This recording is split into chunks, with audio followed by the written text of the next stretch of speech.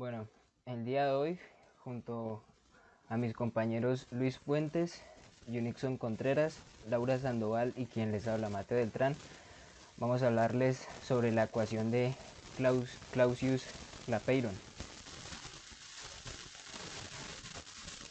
Antes de empezar con nuestro tema en sí, el cual es la ecuación de Clausius-Clapeyron, debemos tener claro el concepto de cambio de fase. Así que, ¿qué es un cambio de fase? Los cambios de fase son cambios físicos que se distinguen porque cambia el orden molecular entre las fases. Es decir, que en la fase sólida las moléculas alcanzan el máximo ordenamiento y en la fase gaseosa tienen el mayor desorden. Los cambios de fase o las transformaciones de una fase a otra o los cambios de estado se presentan cuando se agrega o se quita energía, la cual casi siempre está presente en forma de calor. También hay que aclarar que en los cambios de fase no hay una alteración en la composición molecular, sino más bien un reordenamiento molecular. Los cambios de estado están dados principalmente por características físicas de los compuestos, el punto de fusión y el punto de ebullición, y estos varían con cada compuesto.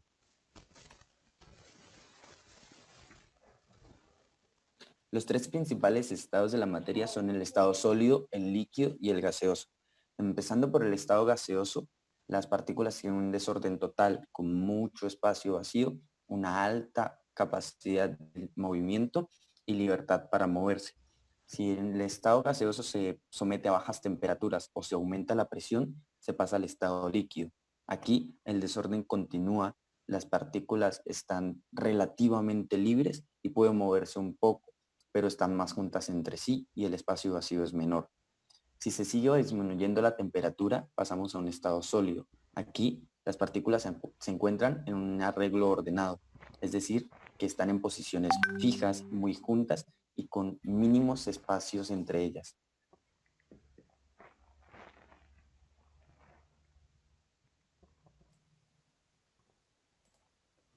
Antes de comenzar debemos tener en cuenta la presión de vapor, la cual es la temperatura en la cual un vapor y su estado líquido o sólido reaccionan a la misma velocidad. Esto se conoce como equilibrio dinámico, dándose una liberación y atracción de moléculas que se encuentran sobre la superficie del líquido. En pocas palabras, cuando un líquido se evapora, sus moléculas gaseosas ejercen una presión, conocida como presión de vapor. También debemos tener en cuenta el calor de vaporización, el cual es la energía necesaria para cambiar un gramo de sustancia en estado líquida al estado gaseoso en el punto de ebullición. Esta energía rompe las fuerzas atractivas intermoleculares y también debe proveer la energía necesaria para expandir el gas.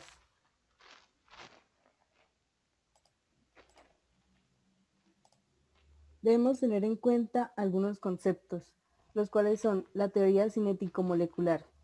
Esta postula que la materia está formada por un conjunto de partículas que se conocen como átomos o por moléculas de estos mismos, los cuales se encuentran en constante movimiento. Como no paran de desplazarse, tarde o temprano se chocan con otro átomo o contra una superficie. En estos choques se transfiere la energía sin pérdidas, por lo que el átomo al chocar sale despedido en la otra dirección a la misma velocidad, sin parar el movimiento. La energía cinética que se genera en la colisión se traduce en la presión que se siente. En los líquidos, la distancia entre los átomos no es tan grande, sino se encuentran más juntos, aunque siguen moviéndose con poca velocidad. Esto explica que un líquido ocupe un volumen fijo, pero puede expandirse sobre una superficie. Por otro lado, en el estado sólido, los átomos se encuentran muy próximos, sin un movimiento libre aunque vibran en el sitio. Por ello, los sólidos ocupan un espacio concreto y no varían con el tiempo su volumen. Fuerzas intermoleculares. Dentro de una molécula, los átomos están unidos mediante fuerzas intermoleculares que pueden ser enlaces iónicos, metálicos o covalentes. Estas son las fuerzas que se deben vencer para que se produzca un cambio químico y son las que determinan las propiedades químicas de las sustancias. Algunas propiedades de los líquidos son la tensión superficial. Es la fuerza por unidad de longitud que ejerce la superficie del líquido sobre una línea cualquiera situada en ella. La acción capilar. Es la propiedad de los líquidos de ascender o descender en un tubo estrecho o capilar. La fuerza de cohesión. Son las fuerzas que atraen y mantienen unidas las moléculas. Un ejemplo es cuando dos gotas de agua se juntan formando una sola, o bien, en viceversa, una gota formando dos gotas nuevas. Por último, el concepto de estructura cristalina. Es la forma sólidos de cómo se ordenan y empaquetan los átomos, moléculas o iones. Estos son empaquetados de manera ordenada y con patrones de repetición que se extienden en las tres dimensiones del espacio. Son granos pequeños y no son observables claramente. Ecuación de Clausius-Clapeyron. Es una forma de caracterizar el cambio de fases entre un líquido y el sólido. En un diagrama de presión contra temperatura, la línea que separa ambos estados se conoce como curva de coexistencia. En la gráfica que está a la izquierda está el punto triple, que es donde coexisten las tres fases de la materia, la sólida, la líquida y la gaseosa.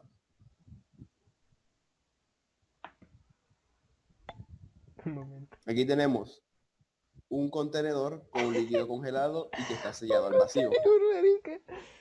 Y en el momento B se le aplicó calor al líquido y se descongeló.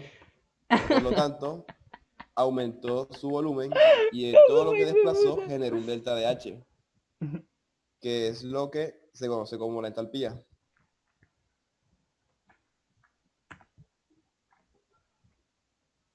Benoit Paul-Émile Clapeyron, ingeniero francés que contribuyó a los aspectos termodinámicos de la máquina de vapor, y Rudolf Julius Emanuel Clausius, físico alemán que trabajó principalmente en electricidad, la teoría excéntrica de los gases y la termodinámica. Entonces, esta ecuación relaciona la dependencia de la temperatura y la presión de vapor de un líquido con el calor de vaporización. Entonces, Clausius introdujo esta modificación a la ecuación de Clapeyron luego de unos 30 años con el fin de mejorar la versatilidad de la expresión.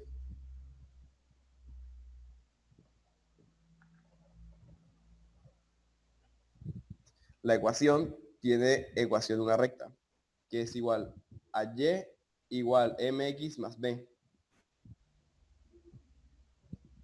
que ya aplicándola a la propia ecuación sería ln de p igual a menos h de vaporización sobre rt más c, donde ln es el logaritmo natural, r es la constante de los gases, 8.314 julios sobre Kelvin por mol. Esta es diferente a la de los gases ideales y c es una constante.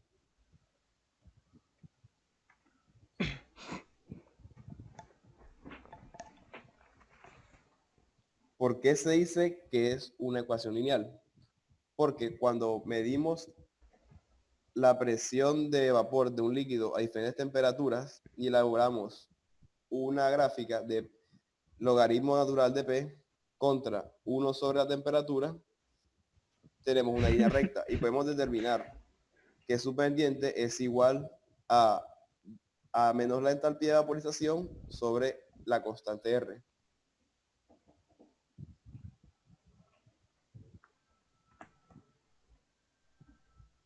En esta tabla hay calores morales de vaporización de una selección de líquidos, como por ejemplo el agua, que su punto de ebullición es 100 grados centígrados y su delta de entalpía es 40.79 en las unidades de kilojoule sobre mol. O como el mercurio, que su punto de ebullición es a 357 grados centígrados y su entalpía es 59. Todo medido a presión de una atmósfera.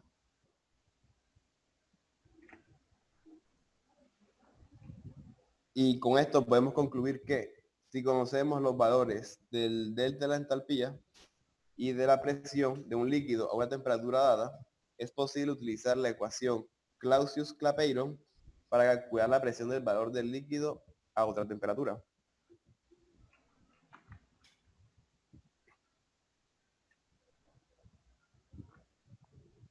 Entonces tenemos que logaritmo natural de P es igual a menos entalpía sobre la constante por la temperatura más C,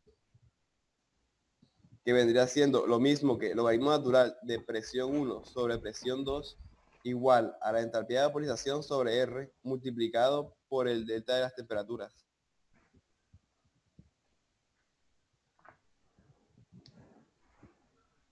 Este es un ejercicio de aplicación La presión de vapor del benceno, C6H6, es de 40,1 miligramos de mercurio a 7,6 grados centígrados.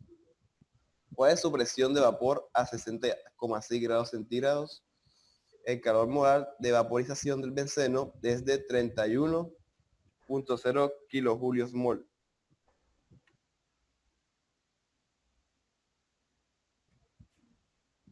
Entonces, primero tomamos los datos que nos da el ejercicio. La presión 1 es de 40,1 miligramos de mercurio. La temperatura 1 son 7,6 grados centígrados. Pero la constante R está en Kelvin, así que tenemos que pasar los grados centígrados a Kelvin, que son 280,6 Kelvin. La presión 2 es lo que vamos a hallar. Y la temperatura 2 es 60,6 centígrados, que es igual a 333,6 Kelvin. Ahora reemplazamos en la fórmula. Logaritmo natural de la presión 1 sobre la presión 2 es igual al delta de la entalpía de vaporización sobre R, multiplicado por el delta de las temperaturas sobre 1. Logaritmo natural de 40,1 sobre presión 2 es igual a 31.000 joules por mol sobre 8,314 joules sobre Kelvin por mol por el delta de las temperaturas sobre 1. Realizamos las operaciones y tenemos que el logaritmo natural de 40 sobre 1 sobre P2 es igual a menos 2,11. Despejamos la presión 2 y vemos que la presión 2 es igual a 331 milímetros de mercurio. Muchas gracias por su tiempo y por la atención.